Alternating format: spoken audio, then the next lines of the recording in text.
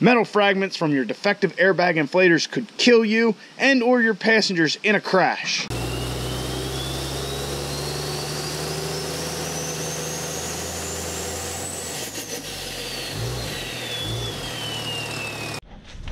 Howdy guys, what's going on? Welcome back to the channel. If this is your first time stopping in, please subscribe. So currently we are draining the coolant out of Moby Dick. I'm sorry, it's a little windy out, so I hope that's not fucking things up too much. So needless to say, we're draining the coolant, which isn't actually coolant, it's just water. When I replaced the old water pump a couple weeks ago, just put water in it because I did it at work on my lunchtime. So that's all I had. So we need to get antifreeze in there because it's starting to get close to freezing at nights, and this truck really isn't worth anything. So we don't want to screw the motor up because it just would be scrap at that point. It's not worth throwing the motor in. Needless to say, we also got an important, or urgent, it's an urgent recall, airbag recall that is. Metal fragments from your defective airbag inflators could kill you and or your passengers in a crash. So, yeah, we got an airbag recall. The question is though, what's it on? Well, it's not the race truck. It's not Caitlin. It's not Veronica, which we need to work on her some point. It's Moby Dick. So I went on the website here, recalls.mopar.com. There is actually an open recall on the driver's airbag, passenger airbag, and one for something with the pinion nut. So we need to try and get that taken care of. I'm hoping, since there's 3 open recalls, that they'll have the truck like a whole day. Maybe we'll get a courtesy car out of them. Courtesy car to me is like a rental car. You know, you're going to be able to do stuff to it you wouldn't want to do to your own vehicles. Right, wrong, or indifferent, they're a hell of a lot of fun. So we need to get coolant for that. I had left the dealer a message about getting that appointment set up. Haven't heard anything, but I got to pop out, get coolant. I'll see how much drained out, see how much coolant we got to get. Probably a gallon or 2. And then we'll get on to working on the race truck. So we'll work on our intake piping, cut that up, and see how we need to configure that to get that to work in here and all that kind of good stuff. So that's the game plan right now. We'll get the coolant in that truck, get to working on that intake piping, and move on from there. See what the day has to bring. I figure I'll give you guys, all the nitwits always want to do cold start videos for some reason. I don't really know. Well, how about a little cold start on Caitlin for you? I don't know. I don't know why people really do it, especially on modern shit.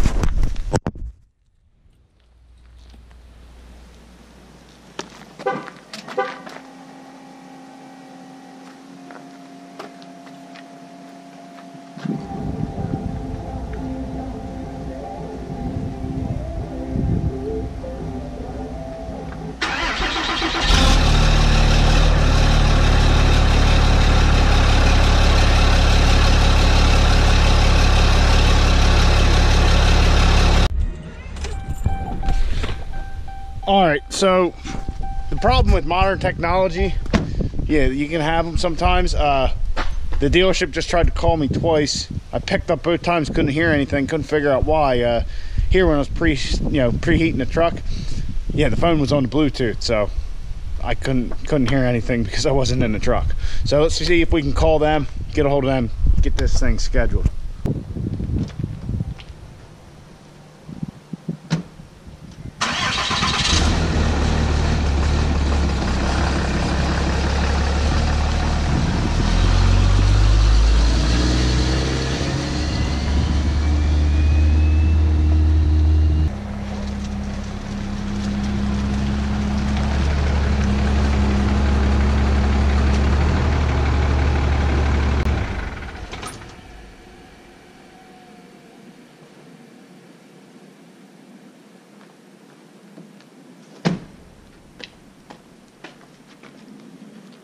Truck parts. So I got coolant. It's this long life shit. It's supposed to mix with any of the coolants. You guys can't see it, but down in the reservoir here, it is of an orange hue. You know, this is one of those things that really gets up my ass, really grinds my gears, if you will. Whatever happened to days when all the antifreeze was green, you just, got some 50-50 and you put it in there. Now you need all this fancy shit. Certain things only take this kind and that kind. Whatever happened to just green coolant? But, oh, Well, this is green. So, see if I make a mess. Oh well.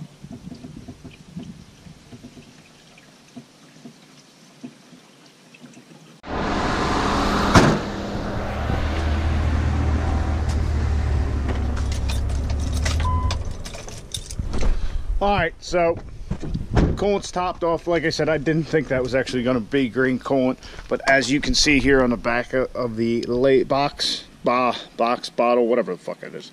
Anyway, it says compatible for use in all automobiles. So I'm not real worried about it. Don't really care about this truck too much. I mean, it's just a beater really. But these two, we definitely get the correct stuff and make sure that it is exactly what Mother Mopar recommends. So all right, there's that. As you saw, when I got back in the mailbox, we had a couple of truck parts. So we'll open them up right now. The first one's this little box here. It's pretty light. This, I believe, came from Extreme Diesel, where I get a lot of my parts from.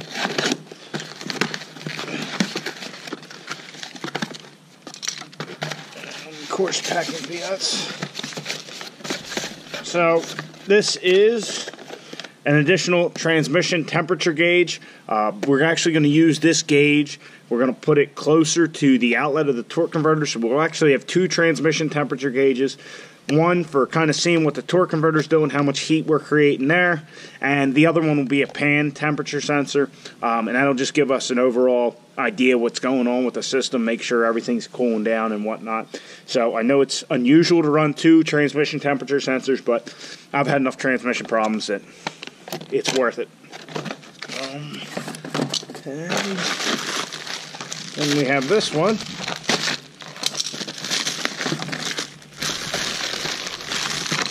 Which is nothing more than our Turbo Smart Raceport flange. This is the stainless steel one that will adapt to our intake piping, and as you see, it does come with an O-ring.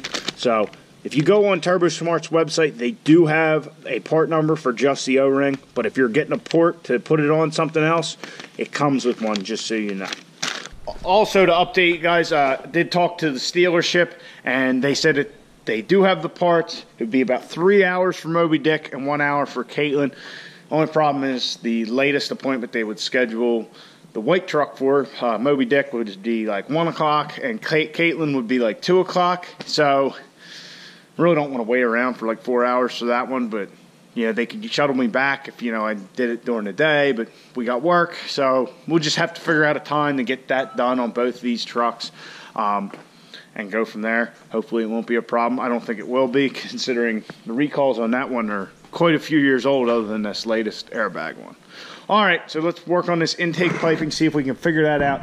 So then we get our Raceport blow-off valve installed on there, get that back on the truck, and you know, just all these little things. So we have, when we get our transmission back, we can, you know, we can just go from there.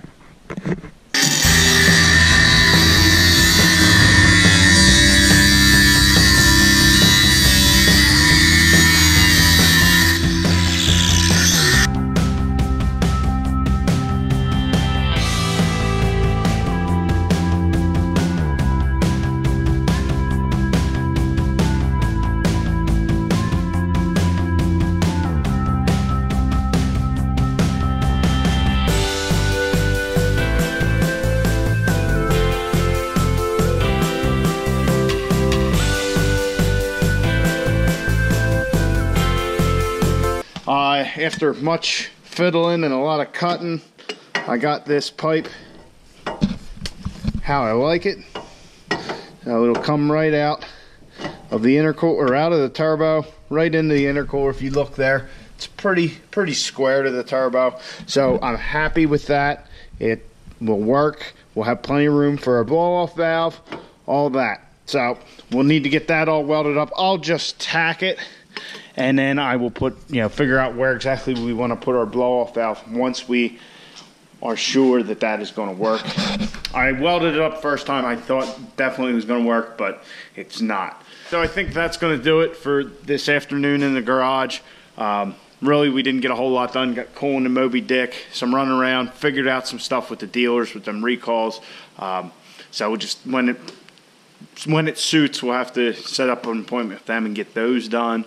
But our pipe, we will get that tacked up and hopefully ready to go. And I expect any time to have a call from Muldoon's telling us that our transmission's done. So we can look forward to that coming up here, hopefully before the weekend. All right, guys, take it easy. Get out there, get the wrenching on your truck.